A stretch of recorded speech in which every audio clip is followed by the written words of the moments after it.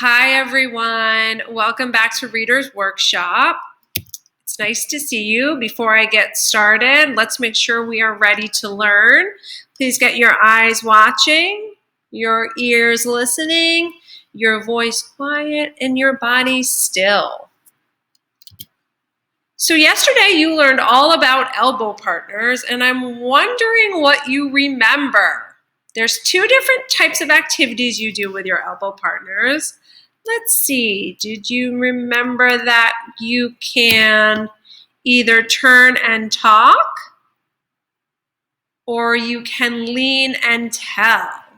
So I'm wondering who remembers whether it is turn and talk or lean and tell if I'm going to ask you a question that requires a sort of a longer conversation, requires you to kind of think and add your opinion.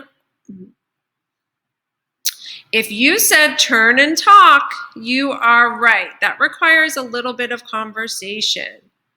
I wonder if you remember what kind of question it is for a lean and tell.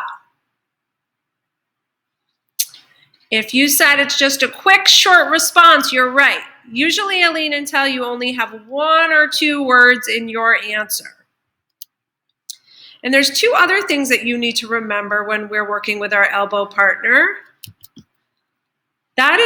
The first one is that you take turns. The reason we want to take turns is because we want to give everybody a chance to share their thoughts, and we also want to make sure that we're not talking over each other. That way, if we have one person go while the other person listens, and then you kind of switch, then everybody gets a chance and everybody can hear. And then the other thing is to use a quiet voice. And that's because we want to make sure we're listening to our own elbow partner and not the other children in the classroom. So if we're all using a quiet voice, everyone will be able to hear the person they're supposed to.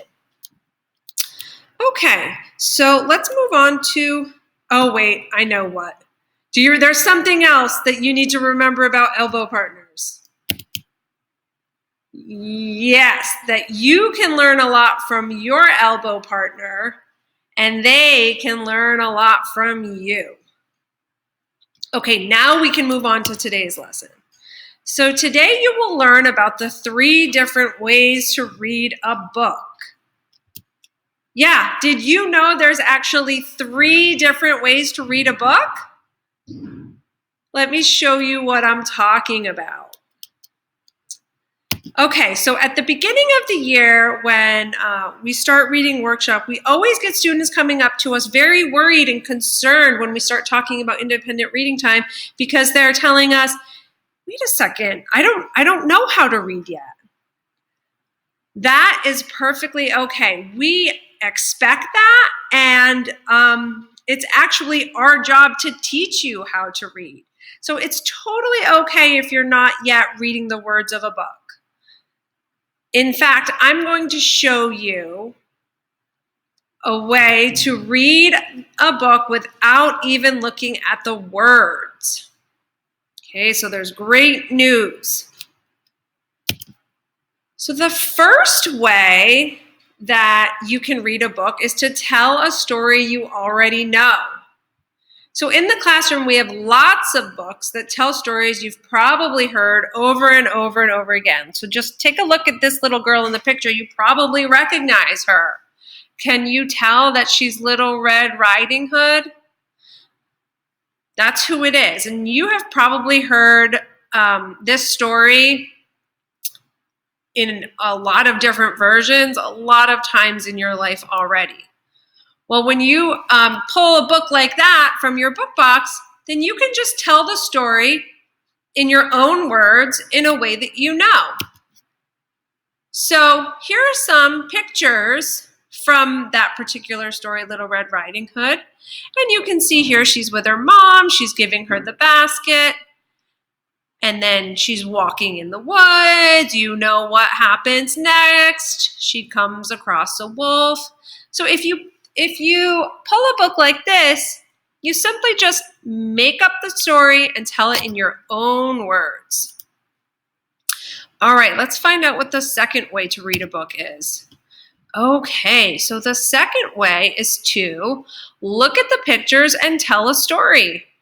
So this is a book that you might not be familiar with, but it's a book that's probably like one that's going to be in your classroom. And you can simply just look at the picture, see what's happening, and tell your own story. So I might say, this is the Mouse and the Monkey Rock Band. And then when I get to this page, I can say, oh, looks like the squirrel is playing an instrument. Here are some more pages from that book, okay?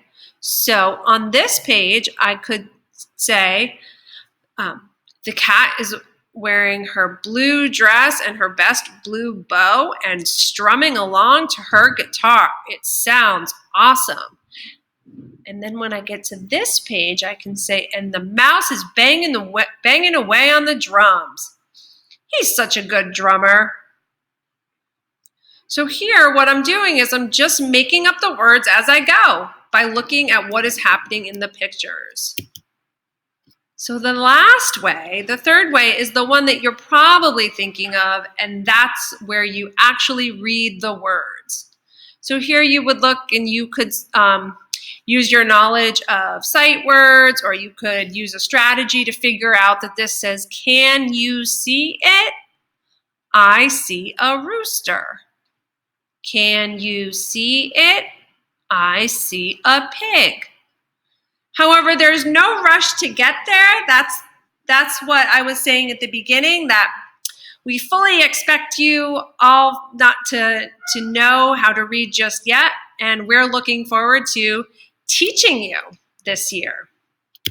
Okay, so there is no wrong way at all to read a book as long as you are having fun. Don't forget, you have 3 choices. You can tell a story you already know. You can look at the pictures and tell a story. Or if you can read the words. Now it is time for you to practice the 3 different ways to read a book. Whether you're at home or school, take your book box. Please dismiss all pickup students at this time to the bus ramp. All pickup students to the bus ramp. Thank you. Whether you are reading at school or at home, take your book box and try reading quietly on your own for at least 3 minutes. I'm sorry, not 3 minutes, 5 minutes. 5 minutes. And remember to show reader respect to the people around you. You can read your book 3 different ways, just like we do. Bye for now.